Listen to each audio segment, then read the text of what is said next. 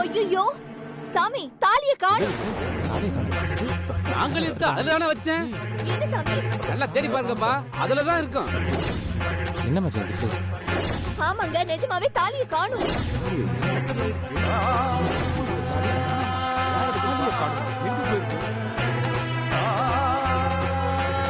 ஒருவேளை இது இவன் வேலையா இருக்குமோ?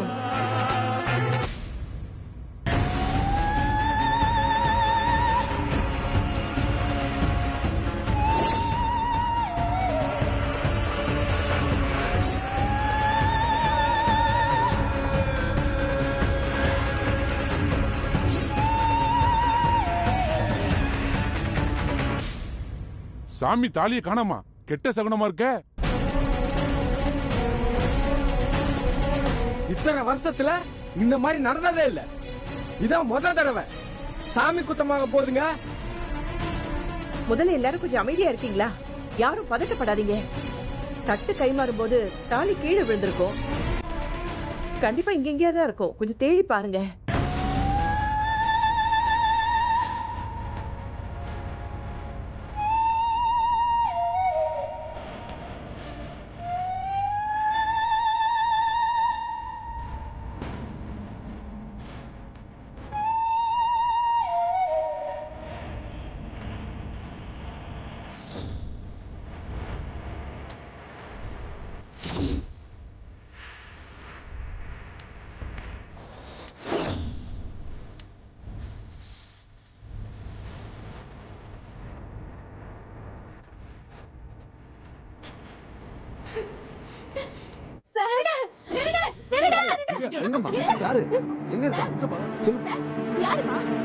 இதோ இவன் தான் திருடன். தள்ளுங்க. ஏய், உனக்கு அறிவு ஏதாவது இருக்கா? ஊர்க்காரங்க அத்தனை பேர் இருக்காங்க. அவங்க முன்னாடி என் மாப்பிளைய திருடங்கற பாக்குறவங்க என்ன நினைப்பாங்க? தெரியல. ஐயோ பெரியத்த, நான் அவரை சொல்லல. அந்த பக்கமா தான் திருடன் போனான்னு சொன்னேன். ஆனா பாக்குறதுக்கு கிட்டத்தட்ட இதே ஹைட் இதே வெயிட் தான் இருக்கும் அந்த திருடனுக்கும். கோயில் கதவு மூடுங்கடா. அதுக்குள்ள திருடன் தப்பிச்சு போயிருக்க முடியாது. கண்டிப்பா இந்த கூட்டத்துல தான் அவன் இருக்கணும். இது இந்த ஊர் கௌரவத்தோட பிரச்சனை. சாமி கல்யாணத்துல வந்து திருடிட்டு போலாமா? போங்கடா, சீக்கிரம் போங்க. இவ்வளவு நாள் தேர் திருவிழான்னு மக்கள்கிட்ட தான் திருடிட்டு இருந்தானுங்க. இப்ப சாமி கிட்டே திருட ஆரம்பிச்சிட்டானுங்களா? ரொம்ப தைரியம் வந்துருச்சு அவனுங்களுக்கு. இவனுங்களெல்லாம் சும்மாவே விடக்கூடாது. மாட்னடா, எனக்கு நீ செத்த.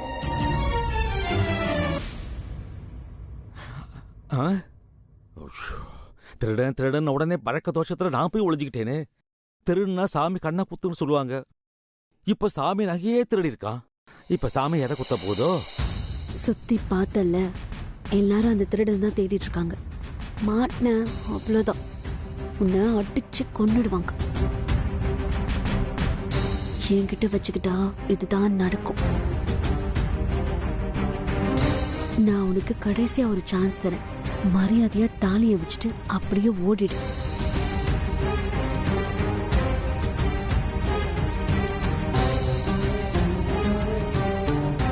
என்ன மாட்டி விட பிளான் பண்றியா?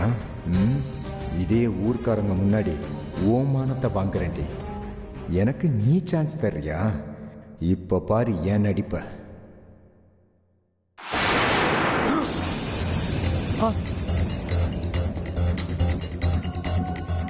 அட பாவி, நீதான் திருடி வச்சிருந்தியா? என்ன விட பாஸ்டா இருக்கியே. வாங்க வாங்க, தாலி இந்த பொண்ணு கையில தான் இருக்கு. வாங்க வாங்க, இங்க பாருங்க, தாலி இந்த பொண்ணு கையில தான் இருக்கு. என்ன சிஸ்டர் நீங்க எதுல விளையாடுறதுன்னு ஒரு விவஸ்தை இல்லையா? தாலியில கூட விளையாடணும்.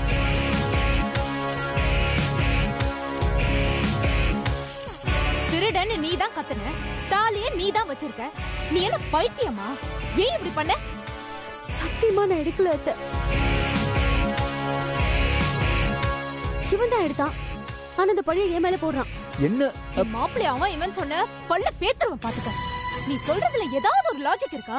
பத்மாவுக்கும் அவருக்கும் நல்லபடியா கல்யாணம் நடக்கணும்ன்றதுக்காக தான் இந்த திருவிழாவுக்கே கூட்டிட்டு வந்தோம். அப்படி இருக்கும்போது அவர் எப்படி சாமி தாலியை எடுத்து வச்சிருப்பாரு? நிறுத்தடி உன் நாடகத்தை. இத பாருங்க, என் மருமகளை பத்தி தப்பா சொன்னீங்க. உங்களுக்கு மரியாதை இல்ல. இந்த மாதிரி திருட்டு புத்தி இருக்கிறவளதான் நீ வேணா மருமகன் தலையில தூக்கி வச்சுக்கலாம். என் மருமகனை மரியாதை இல்லாம பேசுறவள நான் அப்படித்தான் பேசுவேன். சத்தியமா நான் எடுக்கல பெரியத்த, என்ன நம்புங்க. இத பாருங்கக்கா, அனாவசியமா திருட்டு புத்தி அது இதுன்னு பேசாதீங்க. உன் மருமக மேல பழிய போடுறதுக்கு எனக்கு ரொம்ப ஆசை பாரு. இந்த மாதிரி தாலி எடுத்து ஒளிச்சு வச்சு விளையாடுறது அவளுக்கு ஒண்ணு புதுசு இல்ல, பழகின விஷயம்தான். என்னக்கா உளறீங்க? யாரு? நானா? உன் மருமகளே கேட்டு பாரு. ஏற்கனவே அவ ஃப்ரெண்டு கல்யாணத்துல இப்படிதான் ஒளிச்சு வச்சு விளையாடி இருக்கா. அவன் கெஞ்சி கேட்டதுக்கு அப்புறம் தான் இவ எடுத்து கொடுத்திருக்கா. உண்டா இல்லையா நீயே கேளு. என்ன சார், என்ன சொல்றாங்க இவங்க? அவ சொல்ல மாட்டா. எப்படி சொல்லுவா? வேணும்னா உன் மகளை கேளு. மா, அது வேற இது வேறம்மா. தேவையில்லாம பேச வேண்டாம். வாய மூடி.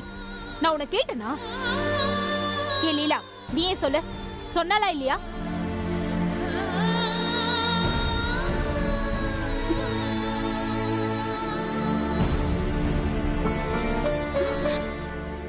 சொன்னாங்க. சத்தமா சொல்லு, எல்லார் காதுலயும் விழட்டும். ஆமா, ஒளிச்சு வச்சு விளையாடினதா சொன்னாங்க.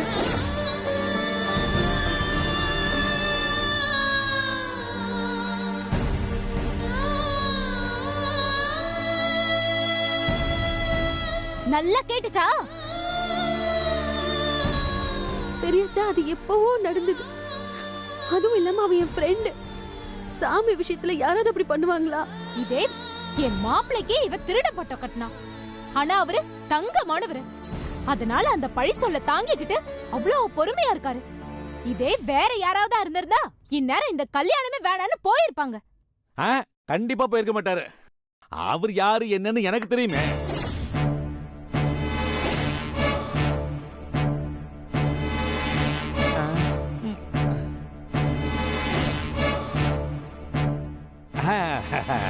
அவரு மனசு என்னன்னு எனக்கு தெரியுமேன்னு சொன்னேன்.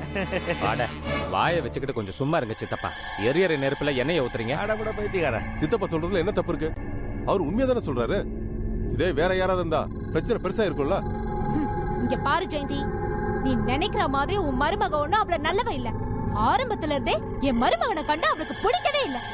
அன்னைக்கு அப்படிதான் சாப்பிடும் போது என்ன வேலை பாக்குற, என்ன சம்பாதிக்கிற அப்படின்னு துருவி துருவி கேள்வி கேட்டுக்கிட்டே இருக்கா. நிச்சயத்தன்னைக்கு அவர் மேல தெரியாத மாதிரி தனியா கொட்டினால. இதெல்லாம் ஒண்ணு தெரியாம தான் நடந்துகிட்டாளா? என் பொண்ணுக்கு பெரிய இடத்துல மாப்பிள்ள அமைஞ்சதுன்னு அவளுக்கு பொறாம. போதும் பெரியம்மா, எதேர்ச்சியா நடந்த விஷயத்தெல்லாம் வார்த்தையால கோத்து ஊசியால தைக்காதீங்க. நீ வேணும்னா கட்டிக்க போறவ எது பண்ணாலும் சரின்னு பேசலாம். நான் நடந்ததை தான் சொல்லுவேன். மா, பாபுமா சாம், உண்மை என்னன்னு தெரியாம காயப்படுத்தாதீங்க அவள. என்னடா பெரிய உண்மையை கண்டுட்ட? அவ தாலி எடுத்து வச்சுக்கிட்டது உண்மைதான். பத்தாததுக்கு என் பையனை வேற மயக்கி வச்சிருக்கான். ராஜி, என்ன வார்த்தை பேசுற? நாக்கு அடக்கி பேசு. இது ஒண்ணு சந்தை கடை இல்ல, கோயில். எல்லாரும் கொஞ்சம் அமைதியா இருங்க.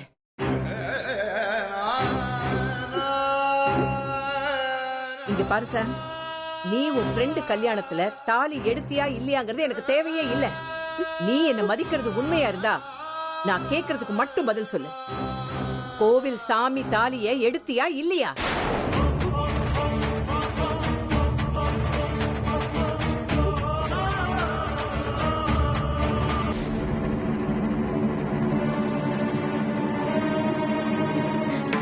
அன்னி கல்யாணம் நல்லபடியா நடக்கணும்னு நான் பெருதோல இருந்துட்டு இருக்கேன். அம்மம்மா, நான் இப்படி பண்ணுவேனா? நீங்களே என்ன சந்தேகப்படுறீங்க? விஷயம் அது இல்ல, கேட்டதுக்கு மட்டும் பதில் சொல்லு. இல்ல அம்மம்மா. அப்புறம் எதுக்கு திருடன் திருடன் கத்துன? அப்ப அதை யாரு எடுத்தது?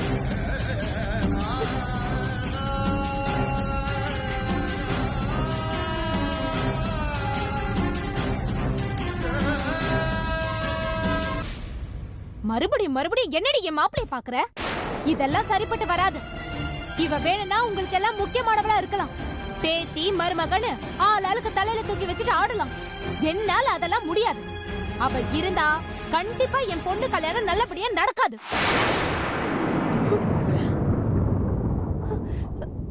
அதனால என் பொண்ணு கல்யாணம் முடியிற வரைக்கும் அவன் நம்ம வீட்ல இருக்க கூடாது.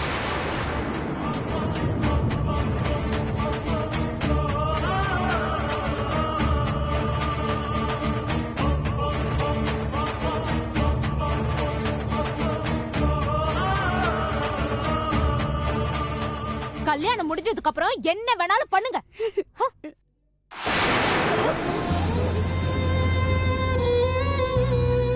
பெரியத்த, எனக்கு என்ன பனிஷ்மெண்ட் வேணாலும் கொடுங்க, நான் அதை ஏத்துக்கிறேன்.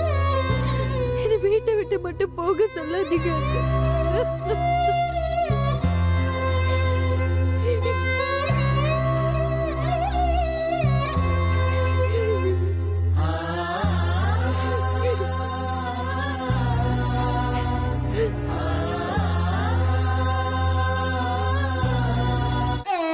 ஐயோ சிஸ்டர், முதல்ல எந்திரிங்க. காலில் விழுந்து மன்னிப்பு கேட்கிற அளவுக்கு நீங்க எந்த தப்பும் பண்ணல. சாம், சாம் எழுந்திரி முதல்ல. நடந்தது நடந்து போச்சு. எது எப்படியோ காணாம போன தாலி கிடைச்சிருச்சு. அப்புறம் என்ன, பிரச்சனையை விடுங்க. ஊர்ல இருந்து கிளம்பும் போது நாம எல்லாம் ஒன்னா ஒரே குடும்பமா தான் கிளம்பி வந்தோம். திரும்ப போகும்போதும் அப்படியே போகணும் தான் நான் ஆசைப்படுறேன். இந்த காலத்துல கூட்டு குடும்பங்கிறது வெறும் வார்த்தையில மட்டும்தான் இருக்கு. ஆனா நீங்க வாழ்ந்துட்டு இருக்கீங்க. நான் வர்றதுக்கு முன்னாடி நீங்க எல்லாரும் எவ்வளவு ஒத்துமையா இருந்தீங்க. இப்ப நான் வந்து ஏதாவது ஒரு பிரச்சனை ஆச்சுன்னா இந்த அழகான குடும்பத்தை நானே பிரிச்ச மாதிரி ஆயிடும். என்னால அதை தாங்கிக்க முடியாது. எல்லாருக்கும் எல்லாரையும் பிடிக்கணுங்கிற அவசியம் கிடையாது. இவங்க என்னை எப்படி நினைக்கிறாங்கன்னு தெரியாது.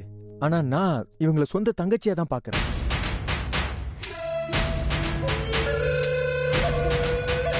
நான் பொண்ணு பார்க்க வந்தப்போ உங்களுக்கு என்ன வேணும்னு கேட்டீங்க. எனக்கு இந்த தங்கச்சி என் கல்யாணத்துக்கு அவங்க இங்கதான் இருக்கணும், அதான் வேணும். அதான் நீங்க எனக்கு கொடுக்கிற வரதட்சணை.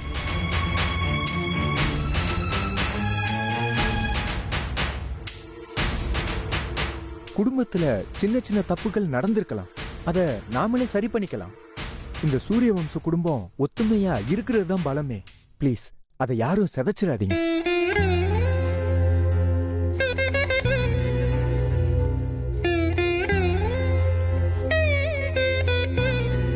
அட பாவி, டேய் நீ வேற லெவல்டா.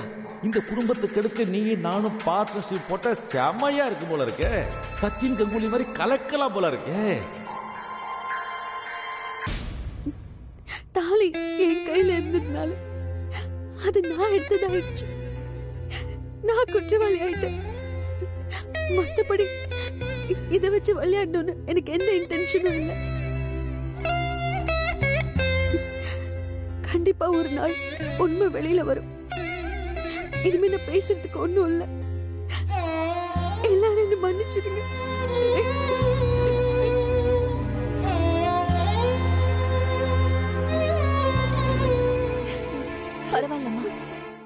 பரவாயில்ல விடுமா. இப்படி எல்லாம் நடக்கணும்னு விதி இருந்தா அதை யாரால மாத்த முடியும்? நடந்தது நடந்து போச்சு. தாலி தான் கிடைச்சிடுச்சுல்ல, அப்புறம் என்ன, திருக்கல்யாணத்தை நடத்த வேண்டியதுதான். இங்க நடந்த சண்டையில இந்த திருக்கல்யாணம் நடக்கலனா எங்க அத்தை குடும்பத்துக்கும் ஊருக்கும் தான் கெட்ட பேர். நாளைக்கு ஏதாவது ஒரு சின்ன அசம்பாவிதம் நடந்தா கூட இதத்தான் அபசகுணமா சொல்லுவாங்க.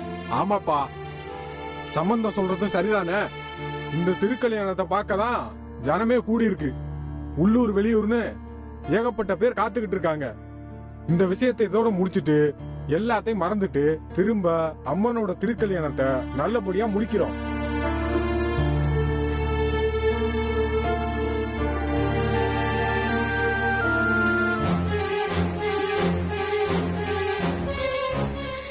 நான் எதுவும் பண்ணல சூர்யா. இனிமே என் மூஞ்சிலிய முழிக்காத. Get out of my side.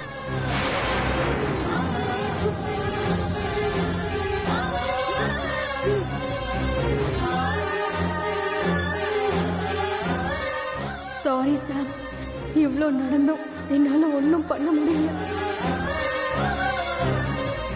ஒருவேளை இந்த பொண்ணு சொல்ற மாதிரி எடுக்கலனா வேற யார் எடுத்திருப்பா?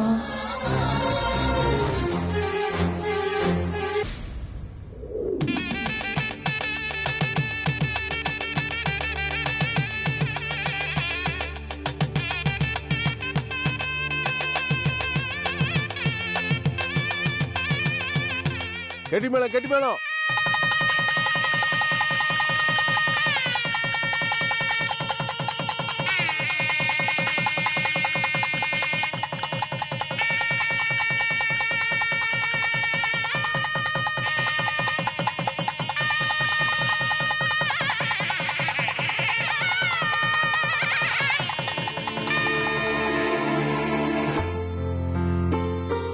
அம்மனுக்கு திருக்கல்யாணம் முடிஞ்ச உடனே உங்க எல்லாருக்கும் ஒரு நல்ல செய்தி சொல்றேன்னு சொல்லியிருந்தேன். ஆனா அதுக்குள்ள இப்படி நடக்கும்னு நான் நினைக்கவே இல்லை.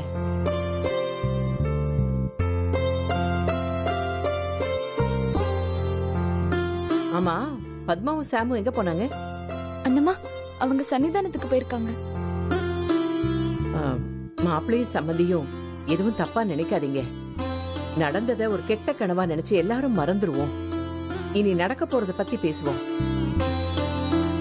வர்ற மாசி பஞ்சமி அன்னைக்கு நம்ம பத்மாவுக்கும் மாப்பிள்ளைக்கும் கல்யாணம் பண்ணலான்னு முடிவு பண்ணிருக்கேன்.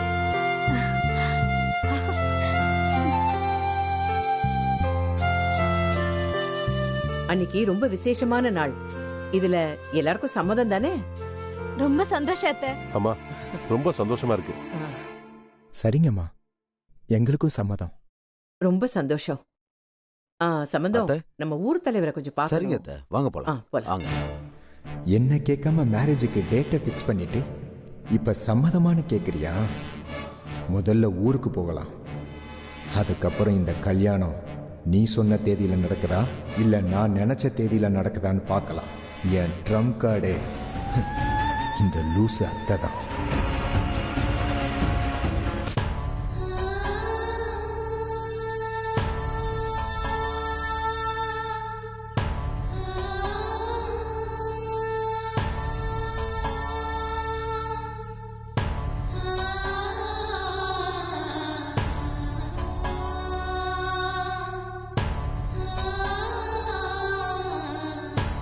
அம்மா பேசினதுக்கு நான் மன்னிப்பு கேட்டுக்கிறேன் சாம். நீ எதையும் மனசுல வச்சுக்காத. அந்த மோகன் உன்னை நல்லா மாட்டி விட்டுட்டான். பெரியத்தைய பத்தி எனக்கு நல்லா தெரியும். அவங்க கல்யாணம் நல்லபடியா நடக்கணும்னு தான் அப்படி பேசினாங்க. நாளைக்கு பெரிய அத்தைக்கு அந்த மோகன் யாருன்னு தெரிஞ்சதுக்கு அப்புறம் பாருங்க அவனை என்ன பண்றாங்கன்னு. என்னால தானே உனக்கு இவ்ளோ கெட்ட பேரு. என்னால எதுவுமே செய்ய முடியாத சூழ்நிலை கைதி ஆயிட்டேன். பத்மானி, உங்க கல்யாணம் நல்லபடியா நடக்கணும், அவ்வளவுதான். ஆனா அந்த மோகன் பண்றதெல்லாம் பார்த்தா ரொம்ப பயமா இருக்கு சாம். அண்ணி, போட்டின்னு வந்துட்டா ஃபெயிலியர் சக்சஸ் இதெல்லாம் வர்றது சகஜம்தான். எனக்கும் அவனுக்கும் நடக்கிற போட்டியில என்கேஜ்மெண்ட்ல நான் தான் ஜெயிச்சேன். இந்த தடவை அந்த மோகன் ஜெயிச்சிட்டான். ஆனா அடுத்த தடவை அது நடக்காது. நீ ஜெயிச்சு விளையாட ஏன் கல்யாணம் தான் கிடைச்சதா? இவ்ளோ நடந்தோம் நான் ஏன் பொறுமையா இருக்கேன் தெரியுமா? என் கல்யாணம் முடிஞ்சதுக்கு அப்புறமா உனக்கும் சூர்யாக்கும் கல்யாணம் நடக்கும். போற போக்க பார்த்தா எனக்கும் ஸ்ரீனிவாசனுக்கும் கல்யாணம் நடக்குமானே தெரியல. அதுக்குள்ள உன்னை வீட்டை விட்டு அனுப்பிடுவாங்களோன்னு எனக்கு பயமா இருக்கு சாம். இதுக்கே டயர்ட் ஆயிட்டா எப்படி அண்ணி? அந்த அசுரன் மோகனை அழிக்கிறதுக்கு நம்ம அசுர பலத்தோட இருக்கணும். நாம ரொம்ப கான்பிடென்டா இருக்கணும். உங்களுக்கும் ஸ்ரீனிவாசன் பிரதருக்கும் மேரேஜ் நடத்தாம கண்டிப்பா இந்த வீட்டை விட்டு இல்ல, நான் இந்தியாவை விட்டே போக மாட்டேன்.